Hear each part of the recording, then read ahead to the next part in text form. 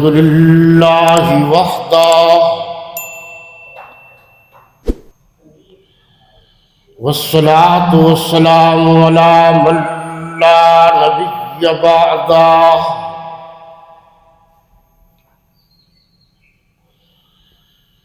لا نبي بعده ولا نبوة بعده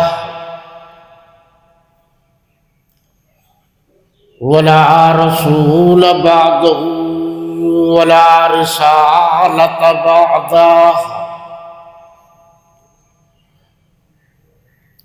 ولا إمام بعده ولا معصوم بعده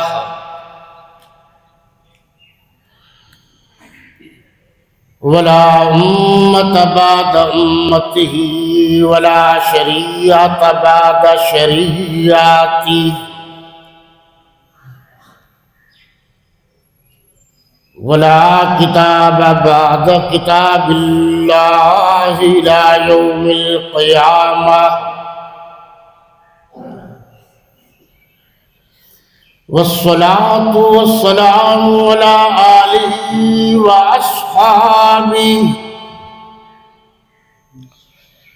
وأصحابه الطيبين الطاهرين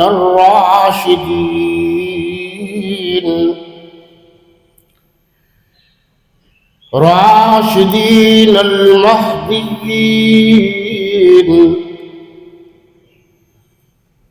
وعلى آله وأصحابه وأزواجه وبناته وذرياته وأتباعه أجمعين.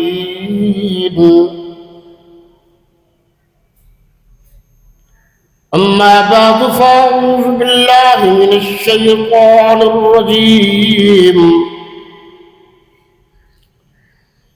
بسم الله الرحمن الرحيم.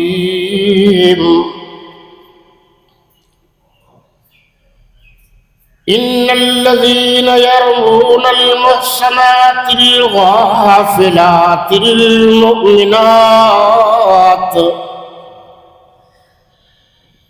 لعنوا في الدنيا والآخرة ولهم عذاب عظيم.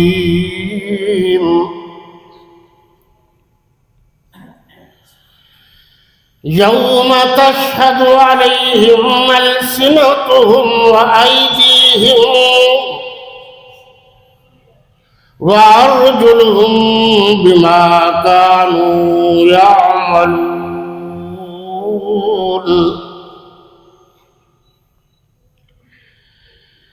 يومئذ يوفيهم الله دينهم الحق ويعلمون أن الله هو الحق المبين.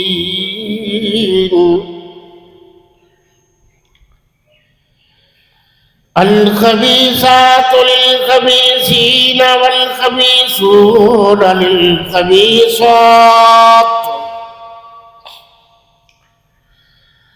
والطيبات للطيبين والطيبون للطيبات أولئك مبرؤون مما يقولون لهم مغفرة ورزق كريم. صدق الله مولانا العظيم وصدق رسوله النبي الكريم ونحن على ذلك لمن الشاهدين والشاكرين والحمد لله رب العالمين. اللهم صل على محمد وعلى آل محمد كما صليت على إبراهيم وعلى آل إبراهيم إنك حميد مجيد اللهم بارك على محمد وعلى آل محمد كما باركت على إبراهيم وعلى آل إبراهيم إنك حميد مجيد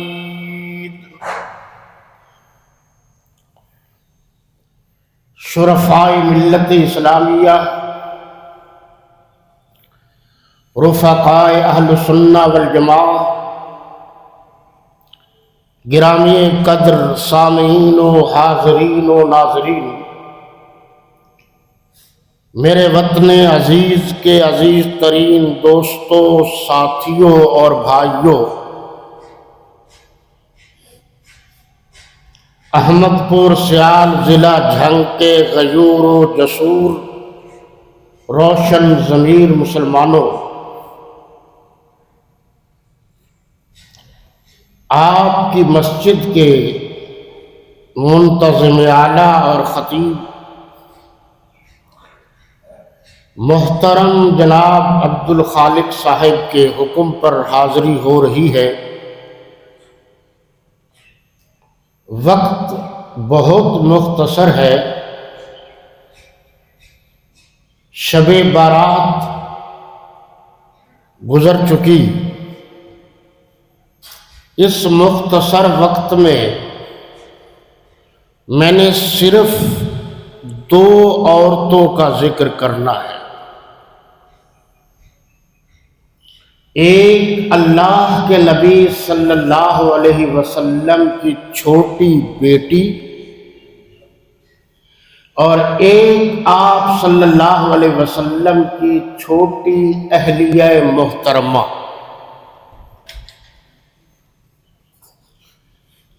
آپ نے توجہ کرنی ہے، میری گفتگو کا تعلق عقیدے اور نظریے سے ہے،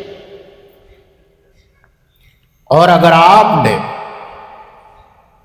پوری توجہ سے میری گفتگو کو دل میں جگہ دی تو میں پورے یقین اور وثوق کے ساتھ یہ کہہ رہا ہوں کہ کوئی بد مذہب آپ کے عقیدے اور نظریے میں تمام تر کوششوں کے باوجود کوئی جھول پیدا نہیں کر سکے۔ ایک بیٹی ہے اور ایک رسالت پناہ، رسالت مآب صلی اللہ علیہ وسلم کی بیوی ہیں۔ آپ کی کل بیٹیاں 4 ہیں۔ سورہ الاحزاب کی آیت نمبر 59 میں یہ ساری بات موجود ہے۔ وہاں لفظ قرآن نے کہا وَبَنَاتِكَ، کہ آپ کی ازواج اور آپ کی بیٹیاں۔ اس پر میں نے تقریباً 50 سے 60 تفاسیر کے حوالے ریکارڈ کرا دیے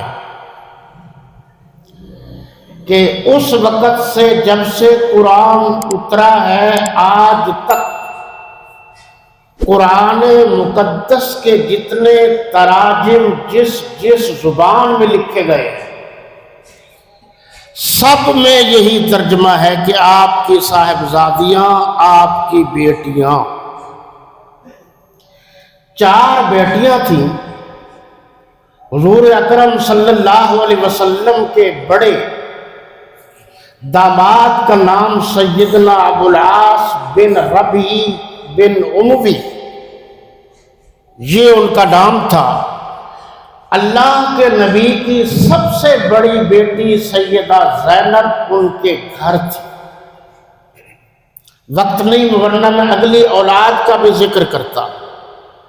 سیدہ رقیہ اللہ کے نبی کی بیٹی تھیں اور حضرت عثمان غنی رضی اللہ تعالی عنہ کی گھر والی تھی۔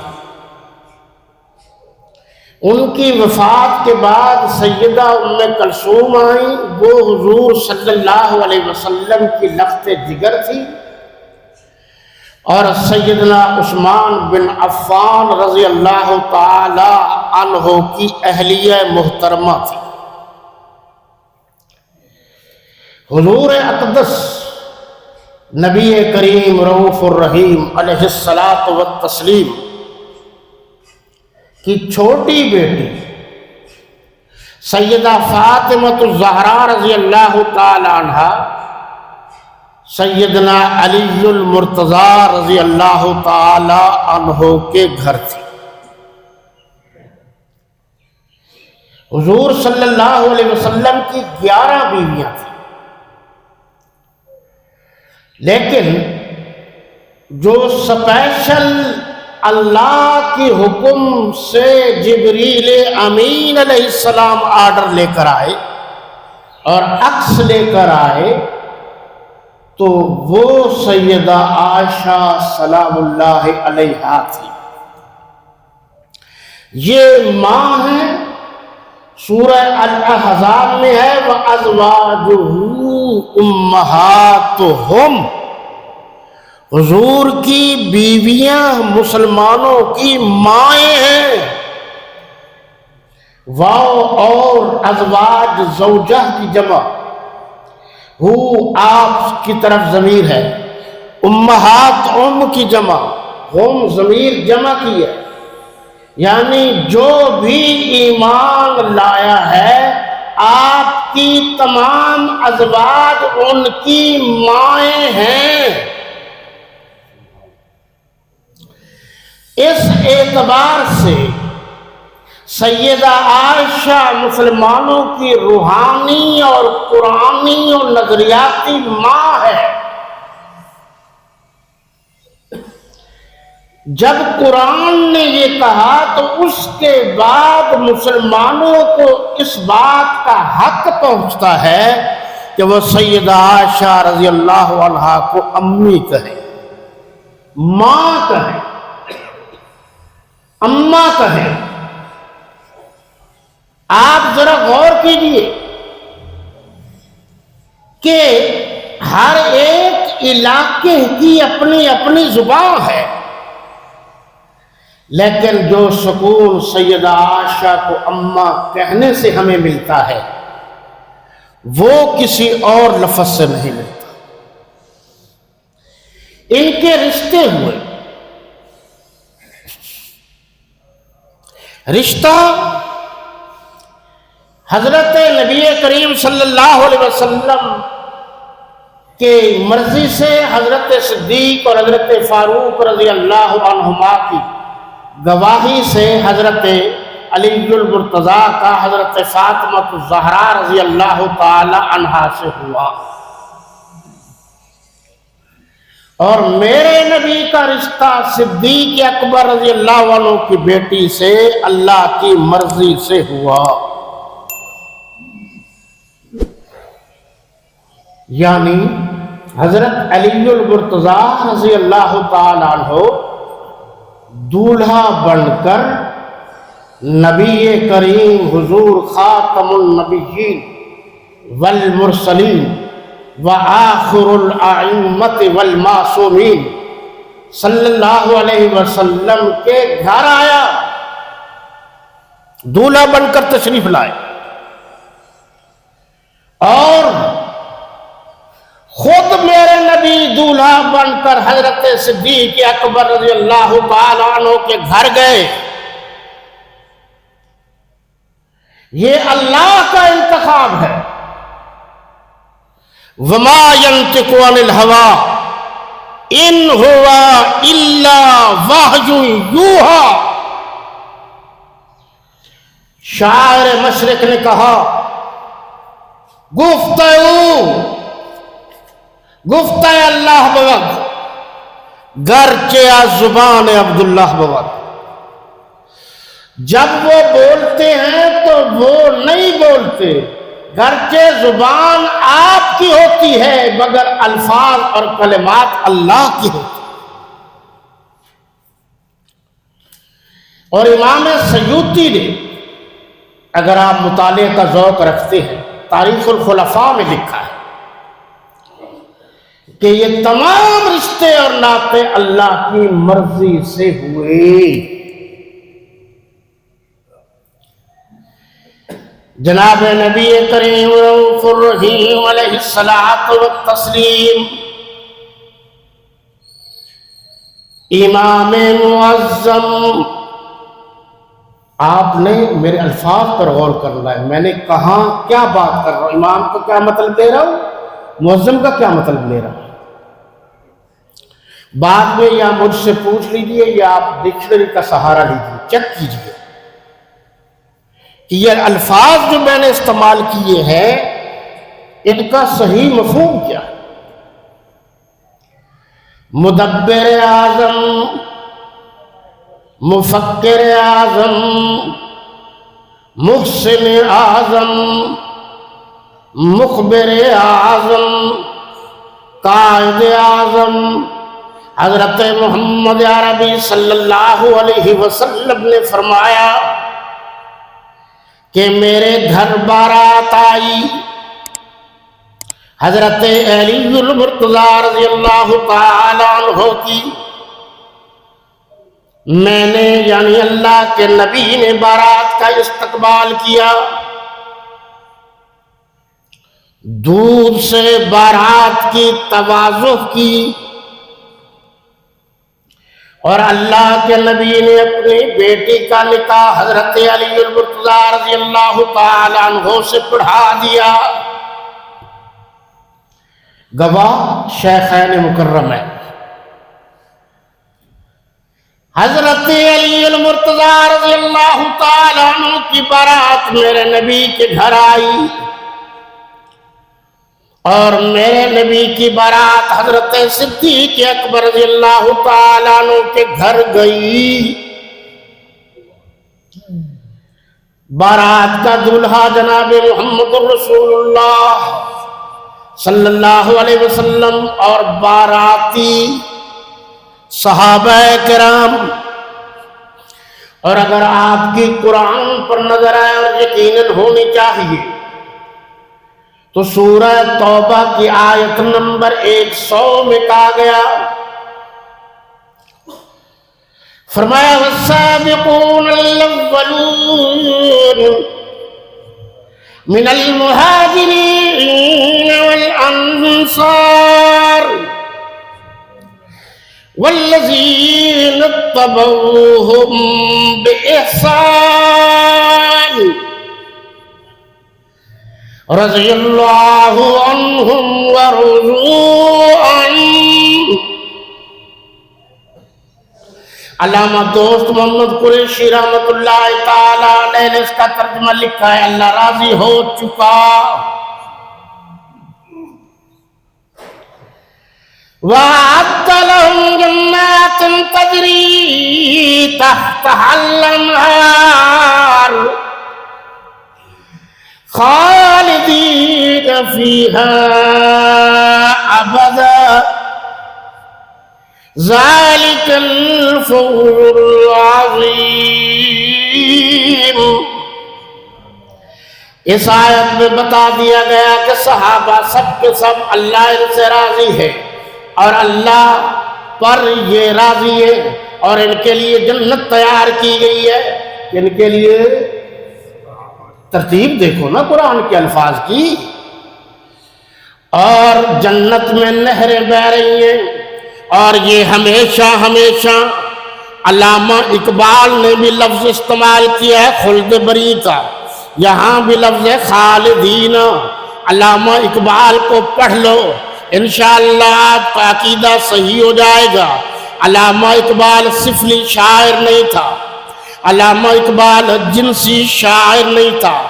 اگر آپ گہرائی سے پڑھیں تو آپ اس نتیجے تک پہنچیں گے کہ علامہ اقبال روحانی شاعر تھا، قرآنی شاعر تھا۔ یہ پھر زندگی رہی تو علامہ اقبال نے قرآن کی کس کس آیت سے کون کون سا شعر کہا ہے، یہ پورا ایک چپٹر ہے نا۔ یہاں فرمایا گیا خالدین فیہا ابدا جنت ان کے لیے اور یہ ہمیشہ ہمیشہ کے لیے جنت میں رہیں گے۔ ترجمہ سمجھ آ رہا ہے؟ ترجمے کا ذمہ دار ہوں، ہمیشہ ہمیشہ،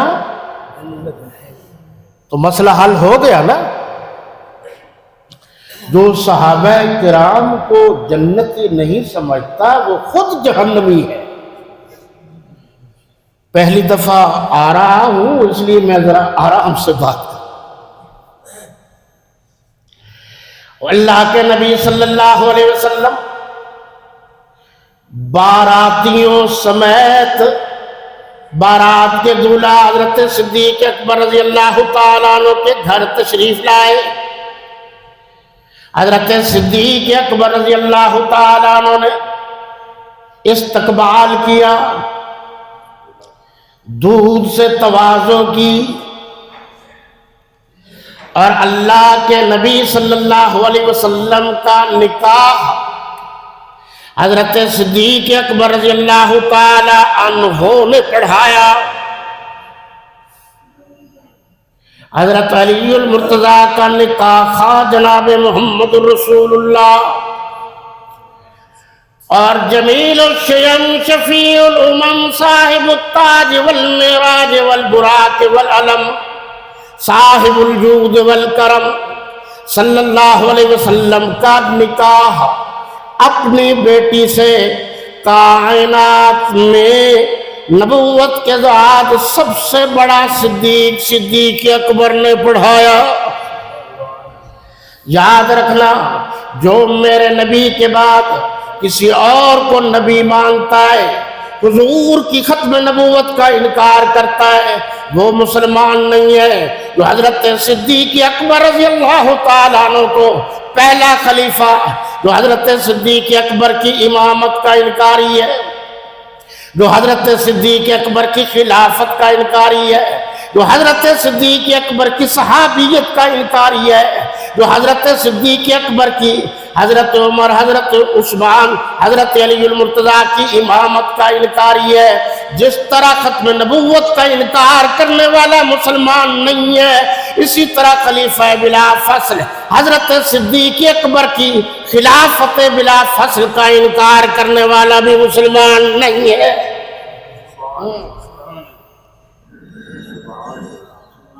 آ گئے ہیں، تشریف لے آئے بھائیوں، ہم نے ان سے فیض حاصل کیا ہے جن کا تعلق آپ کے ضلع سے ہے، اور یاد رکھنا، اگر صدیق اکبر کی میرے نبی کے ساتھ رفاقت نہیں مانو گے، حضرت صدیق اکبر کو صاحب ایمان نہیں مانو گے، تو پھر اس دھرتی پر کوئی ایسا نہیں ہے جو مسلمان کہلا سکے۔ پہلا مسلمان حضرت صدیق اکبر ہے رضی اللہ عنہ۔ حضور صلی اللہ علیہ وسلم نے فرمایا، میری بیٹی جی، آپ نے سیدہ فاطمہ رضی اللہ تعالی عنہا کے سر پر شفقت کا ہاتھ رکھا اور فرمایا، جاؤ بیٹی، آج کے بعد علی کا گھر تمہارا گھر ہے۔ اور صدیق اکبر رضی اللہ عنہ نے فرمایا، جب بیٹی کو رخصت کیا، فرمایا، میری بیٹی، آج کے بعد نبی کا گھر تمہارا گھر ہے۔ یہ انتخاب تو اللہ کا ہے، ایک میرے نبی کا گھر چھوڑ کر حضرت علی کا گھر بسانے جا رہی ہیں، اور ایک اپنے ابو صدیق اکبر کا گھر چھوڑ کر میرے نبی کا گھر بسانے آ رہی ہیں۔ ہم سے بات نہ کرو، بیٹی جتنی مرضی بڑھ جائے بیٹی ہی رہتی ہے، ماں جتنا مرضی آپ کام کرتے ماں ہی رہتی ہے۔ اللہ کے نبی نے فرمایا جنت ماں کے قدموں کے نیچے، الجنت تحت اقدام امہات۔ توجہ ہے؟ اگر آپ توجہ کریں گے تو یقیناً فائدہ پہنچے۔ اب میری بیٹی یعنی میرے نبی کی بیٹی کے ذمے ہے، وہ جھاڑو دے گی تو حضرت علی کے گھر کا، اور صدیق اکبر کی بیٹی جب جھاڑو دے گی تو میرے نبی کے گھر کا۔ قرآن پڑھو، سورہ توبہ پڑھو، آیت نمبر 40 دیکھو، سورہ نور دیکھو، آیت نمبر 23، 24، 25، 26 دیکھو، وہاں باپ یعنی حضرت صدیق اکبر کا ذکر ہے قرآن میں، اور یہاں حضور صلی اللہ علیہ وسلم کی اہلیہ حضرت صدیق اکبر کی بیٹی کا ذکر ہے قرآن میں۔ یہ واحد باپ اور بیٹی ہے جس کا ذکر قرآن میں موجود ہے، قرآن میں موجود ہے، تو پھر تو کسی دلیل کی ضرورت نہیں، بحث کی ضرورت ہی نہیں۔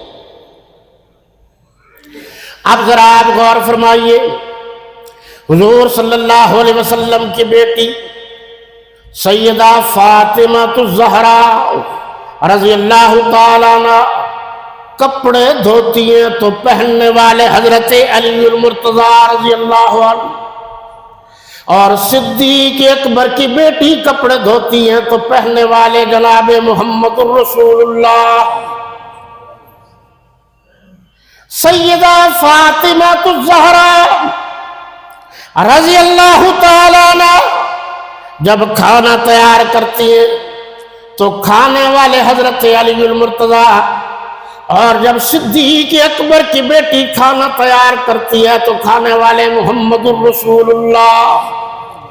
میرے نبی کی بیٹی دیکھتی ہے تو سامنے علی نظر آتے ہیں، صدیق اکبر کی بیٹی منہ اٹھا کے دیکھتی ہیں تو سامنے نبی نظر آتے ہیں، اور قرآن نے کہا ہن لباس لکم وانتم لباس لہن۔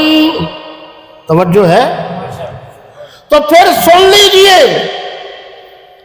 سیدہ فاطمہ الزہرا رضی اللہ عنہ شرعی، اخلاقی اور قانونی طور پر حضرت علی المرتضیٰ کی عزت ہے، بیوی جو بن گئی، اور سیدنا صدیق اکبر کی بیٹی سیدہ طیبہ طاہرہ مرشدہ حضور کے گھر کی رانی، کان نصف العلم الامت عند عائشہ، جو دنیا کے آدھی علم کی وارثہ ہے سیدہ عائشہ، 2210 احادیث کی راویہ سیدہ عائشہ، صحابہ کی استانی سیدہ عائشہ، صحابیات کی استانی سیدہ عائشہ، قرآن کی پہلی حافظہ سیدہ عائشہ، پہلی قاریہ سیدہ عائشہ، پہلی مکننہ سیدہ عائشہ، اسلام کی پہلی فقیہہ سیدہ عائشہ۔ نعرہ تکبیر،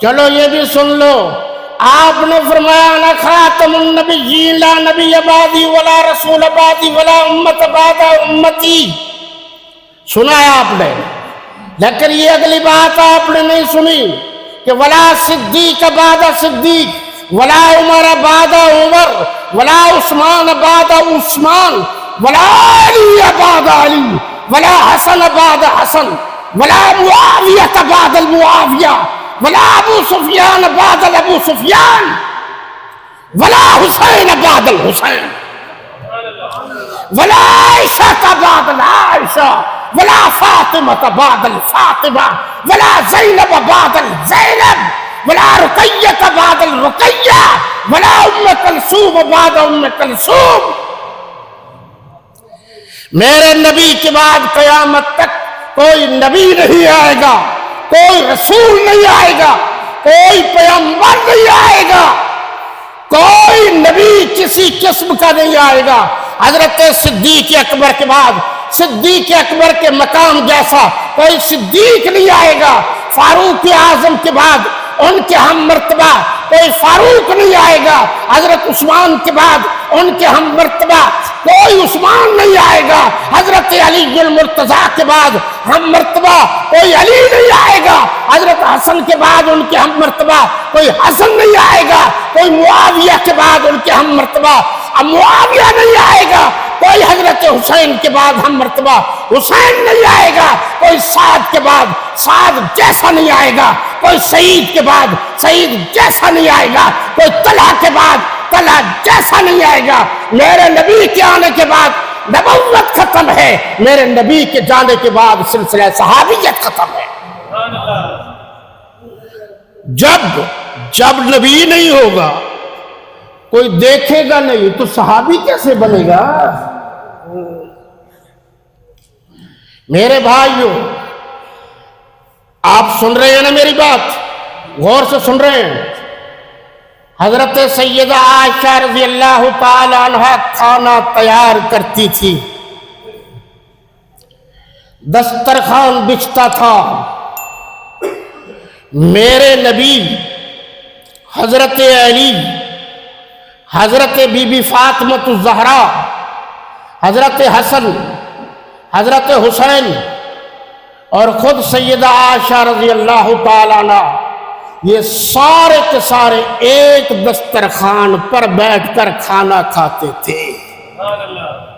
ہم سے نہ پوچھو، ورنہ پدتن کا ووٹ سیدہ عائشہ کی طرف ہے، تمہیں علم ہی نہیں ہے۔ اور یہ بات بھی میں واضح کر دوں کہ یہ تو بتایا گیا برحق ہے کہ حضرت حسن حسین رضی اللہ تعالیٰ عنہما نے میرے نبی کے کندھوں پر سواری کی، بالکل برحق ہے، سچ ہے، لیکن آپ کو یہ بھی بتایا گیا ہے کہ سیدہ عائشہ رضی اللہ تعالیٰ عنہ کی اولاد نہیں تھی، حضرت حسن حسین کو گود میں کھلانے والی سیدہ عائشہ صدیقہ تھی۔ پڑھیے، مطالعہ کرو۔ مجھے یہاں آ کر افسوس بھی ہوتا ہے کہ اتنے پکے علاقے میں اتنے کچے لوگ بھی موجود ہیں۔ آخری بات، وقت کم ہے میرے بھائیوں، آپ نے تفسیر عثمانی پڑھی ہے؟ وہ علامہ شبیر احمد عثمانی رحمت اللہ تعالی علیہ، جن کے ہاتھ میں جھنڈا دیا قائد اعظم محمد علی جناح رحمت اللہ تعالی علیہ نے، اور فرمایا کہ آپ ہی جھنڈا لہرائیں گے، قائد اعظم نے کہا، تو جھنڈا لہرایا علامہ شبیر احمد عثمانی نے رحمت اللہ تعالی علیہ۔ انہوں نے لکھی ہے تفسیر عثمانی، 2.5 پاروں کا ترجمہ کیا ہے شیخ الہند مولانا محمود الحسن دیوبندی رحمت اللہ تعالی علیہ، جو ان کے استاد تھے۔ کسی نے بانی پاکستان سے کہا کہ آپ ان مولویوں کو ساتھ لیے پھرتے ہیں، تو انہوں نے کہا آپ ان جیسی قرآن کی تفسیر لکھ کر دکھا دیں، میں آپ کو بھی مولوی مان لوں گا۔ پیندی ہر کوئی ٹھمکیندی کوئی یہ مولوی کہنا آسان ہے، بن کے دکھانا ذرا مشکل ہے۔ انہوں نے یہ لکھا ہے، پارہ نمبر 26 سورہ الفتح آیت نمبر 29 آخری آیت، انہوں نے یہ لکھا ہے، وقت نہیں ہے، یہ بالترتیب خلافت اربع قرآن سے ثابت ہے۔ آپ پوچھو علماء سے کہ جس طرح میرے نبی کے بعد مرتبہ حضرت صدیق کا ہے، ان کے بعد حضرت عمر کا ہے، ان کے بعد حضرت عثمان کا ہے، ان کے بعد حضرت علی کا ہے، خلافت بھی اسی طرح ہے۔ پہلا خلیفہ حضرت صدیق اکبر ہے، دوسرا حضرت عمر ہے، تیسرے حضرت عثمان ہے، چوتھے حضرت علی المرتضیٰ ہے۔ آپ ذرا غور کریں کہ قرآن کی 3 آیتیں میں نے آپ کے سامنے پیش کر دی، چوتھی سورہ نور کی اور اس سورہ نور کی ان الذين يرمون المحصنات الغافلات المؤمنات لعنوا في الدنيا والآخرة ولهم عذاب عظيم۔ یہ آیت نمبر 23 ہے۔ یوم تشہد علیہم السنتہم وایدیہم وارجلہم بما كانوا يعملون يومئذ يوفيهم الله دينهم الحق ويعلمون أن الله هو الحق المبين۔ الخبيثات للخبيثين والخبيثون للخبيثات۔ اب یہ ترجمہ نہیں، 1:15 تک ٹائم تھا، میں نے خود ختم کر دینا۔ انہا پکی بات ہے، یقینی بات ہے، کوئی شک نہیں، لوہے پر لکیر ہے۔ انہا کا ترجمہ کر رہا ہوں۔ الذین، جن لوگوں نے یرمونا الزام لگایا، محصنات نیک عورتوں پر، غافلات بھولی بھالی عورتوں پر، مومنات مسلمان عورتوں پر کیا کرایا؟ الزام لگایا۔ لعنو، ان پر لعنت کی گئی ہے۔ لعنو مجہور کا صیغہ ہے، فی میں دنیا والآخرہ اور آخرت، ان پر لعنت کی گئی اور دنیا اور آخرت میں۔ کن پر؟ جنہوں نے شریف زادی عام نیک مسلمان عورت پر الزام لگایا۔ وَلَهُمْ عذاب عظیم، اور ان کے لیے بڑا عذاب، عذاب عظیم، بڑا عذاب۔ توجہ ہے، نیک تو ہیں ہم، سارے شریف ہیں، اپنے ذاتی اغراض کے لیے شریف عورتوں پر الزام لگاتے ہیں تو فرمایا گیا 100 سال کی عبادت تمہارے الزام لگانے سے ضائع ہو جاتی ہے۔ تو پھر کہنے دو، اگر کوئی عام عورت پر الزام لگائے تو قرآن کہتا ہے وہ لعنتی ہے، کہتا ہے کہ نہیں؟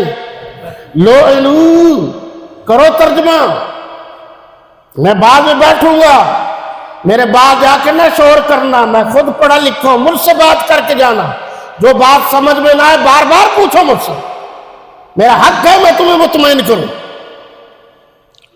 جناب کیا کہا میں نے؟ جو نیک شریف بھولی بھالی مسلمان خاتون پر الزام لگائے، قرآن نے کہا اس پر دنیا میں بھی لعنت ہے، آخرت میں بھی۔ تو جو کائنات کی سردارہ اور عورتوں میں جس کا مقام سب سے زیادہ عورتوں میں، جو قرآن کے نزول کے بعد، ان آیات کے نزول کے بعد مولانا مفتی تقی عثمانی کے ابو مولانا مفتی محمد شفیع دیوبندی رحمت اللہ علیہ نے جو معارف القرآن لکھی ہے، اس میں اس ضمن میں جو میں نے حوالہ دیا ہے چیک کر لو۔ قرآن کے نزول کے بعد اب کوئی سیدہ عائشہ پر الزام لگاتا ہے، وہ مکذب قرآن ہے، وہ جھوٹا ہے، وہ بکواسی ہے، اور اس کے کافر ہونے میں کوئی شک نہیں۔ باقی پھر صحیح وما علینا الا البلاغ، سنت ادا کر لیجیے بھائی۔